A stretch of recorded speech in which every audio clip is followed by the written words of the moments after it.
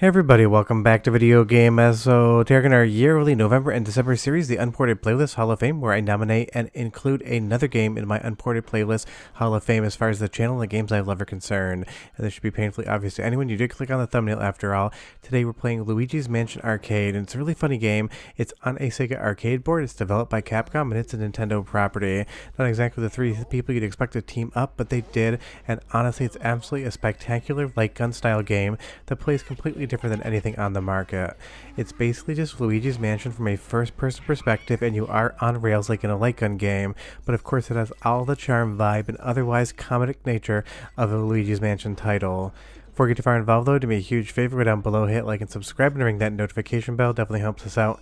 And if you feel so inclined and want to support the channel, I got a Patreon link down below as well. And I personally am honestly shocked Nintendo has never ported this home to the Nintendo Switch, because with the Joy-Con and the motion sensing, you'd be able to play this game absolutely perfectly from start to finish with no issues whatsoever. So it's one of those things, even as a downloadable $20 game, it's really surprising that this still stays locked to the arcades. And if you've never seen a cabinet before, it's absolutely awesome. It basically has the poltergeist on the front, and you treat it just like you're playing a game of Ghostbusters. It's all of the mechanics of the traditional third-person Luigi's Mansion, except in that light gun perspective, and you're pointing that poltergeist directly at the screen. But of course, unlike a light gun game, you're not actually shooting anything, you're capturing the ghost. So as far as the gameplay is concerned, if you played any Luigi's Mansion game whatsoever, you 100% understand the gameplay hook here and what is expected of you. It's the same ghost, the same charm, the same everything from that awesome franchise, except now as an arcade original game with a very fun arcade cabinet to boot. But honestly, how interesting it that Capcom developed this game, because Nintendo really doesn't make arcade games. They've licensed things out. You have the Mario Kart Arcade GP games, you have something like Luigi's Mansion Arcade, but Nintendo really isn't in the arcade development business anymore. Even something like Cruise and Blast, developed by Rothrills with the Nintendo logo on the side. And that seems to have been Nintendo's MO for the longest time now, because unlike some of the other big developers that still make arcade games, Nintendo basically left the industry outside of these license agreements. But I'm glad they licensed Luigi's Mansion Arcade. And right off the top, one of the primary reasons I love this game is the aesthetic.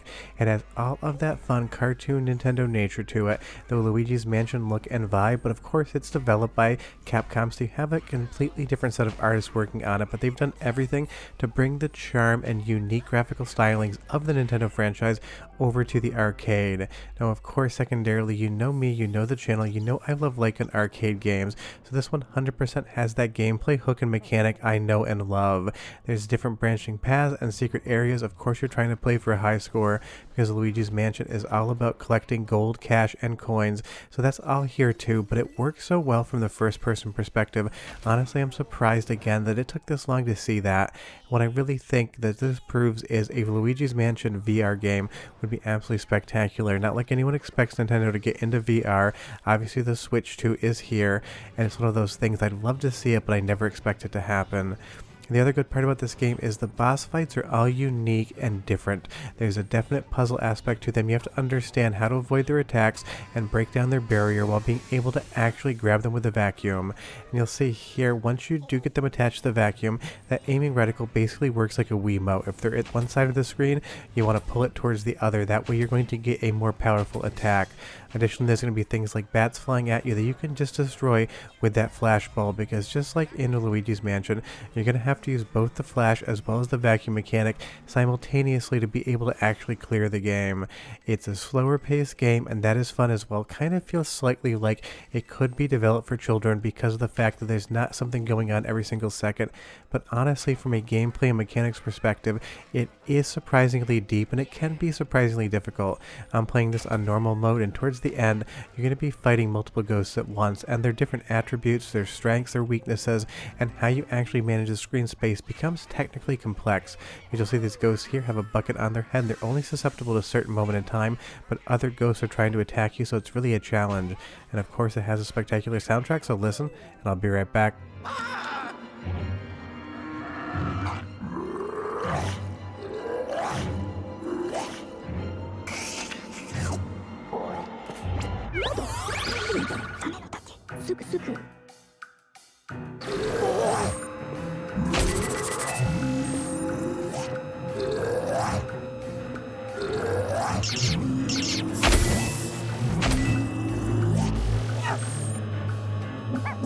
Oh yeah.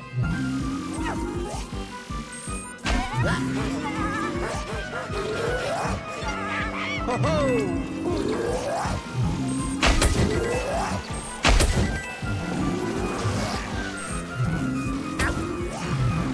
Awesome soundtrack, but no surprise there whatsoever because it is borrowing from the Luigi Mansion franchise, and Nintendo always makes super charming and super unique music for every one of their properties. As we move into the next boss fight again, I love just how creative this title actually is, and it's one of those things. Recently on the channel, I definitely pick fun at Nintendo for all of their ridiculous lawsuits, but I 100% give them the credit they deserve when it comes to developing game concepts. Luigi's Mansion was an awesome pivot on GameCube, and I played every single game in the franchise, either alone or with my wife in co-op, and we've loved every single one of them. So when Capcom made an arcade game that hit in every single way that the third-person entries did, it's just another win for arcade games. And again, because we don't get a ton of traditional arcade games anymore, all of the new ones should be celebrated because this is a game that isn't a ticket redemption machine and doesn't have that child casino vibe to it, because most arcades I go to now, I'd say 75% of the new games are just ticket based, trying to get you to play to win some tickets to get some cheap prizes so that the actual arcade just makes a ton of profit. And I get it, arcades aren't the most popular thing these days and they've got to think of new ways to get revenue, but most new games are just disappointing. So when you get something like this, just a 10 out of 10. And again, all of the boss battles are really fun and unique, and you have to actually strategize what you're going to do.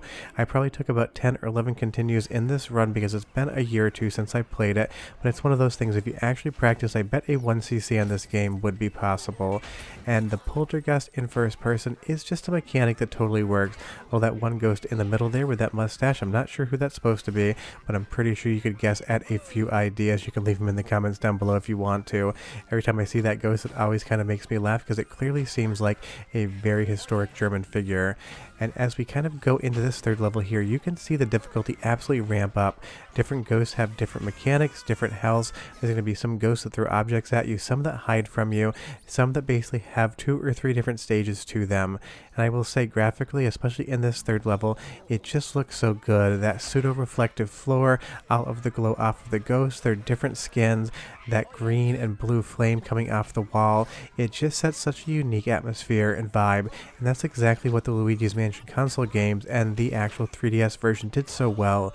Their universe building and just their overall Nintendo look, because Nintendo makes a game and an art style that nobody else does, but again, Capcom absolutely nailed that. I'm not sure if they had any help from Nintendo.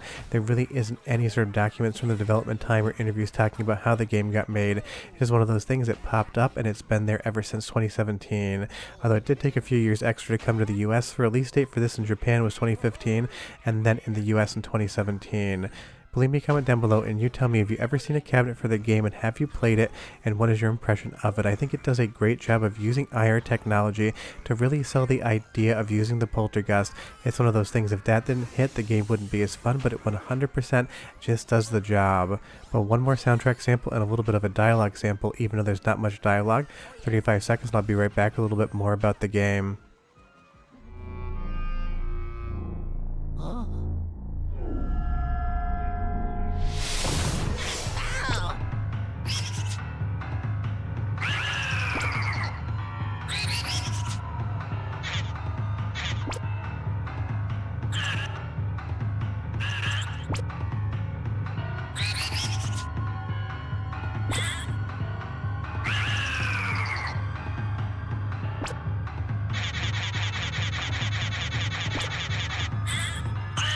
I've always loved King Boo as a character, and I love the Boo's dialogue as well. It's got such a unique sound to it. Even if you weren't looking at the visual, if you heard that, you've heard King Boo before, or any other Boo, you're immediately going to know exactly who it is. And that's one of the fun things about audio. You can recognize it even without the image. And I absolutely love the final boss battle here with King Boo. When I say new modern arcade games, the wild part is this game is almost 9 years old at this point in time in North America, and almost 11 years old at this point in time if you were in Japan. So it really isn't modern whatsoever. If this was a child, it would be in like 5th or 6th grade. But it's one of those modern arcade games that I just 100% can't get enough of, and I like to play it at least once a year if I have the time.